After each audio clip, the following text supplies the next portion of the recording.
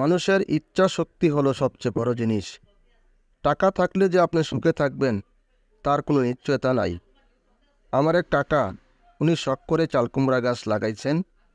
বর্তমানে 7-8টি চালকুমড়া ধরেছে নতুন অবস্থায়।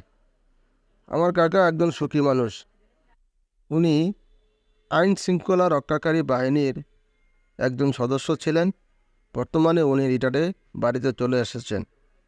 ওনার কিন্তু এগুলা পেশা না, উনি শখ করে বাড়ির আশেপাশে উনি বিভিন্ন ধরনের বিভিন্ন সবজি রোপণ করে থাকেন।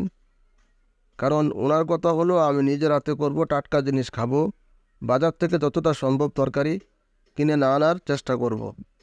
উনি সবসময় একটা কথা বলেন, পরিশ্রম না করলে মিষ্টি মেলে না।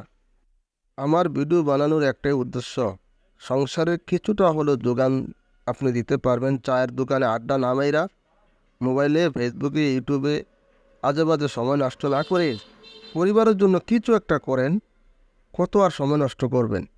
দেখছেন, ওনার ভিতরে কিন্তু এক চুল পরিমাণ অহংকার নাই। উনি বাড়িতে আসছেন এটাতে বিভিন্ন ধরনের বিভিন্ন সবজি উনি বাড়ির আশেপাশে রোপণ করেন। উনি যদি পারে, আপনি পারবেন না কেন বলেন?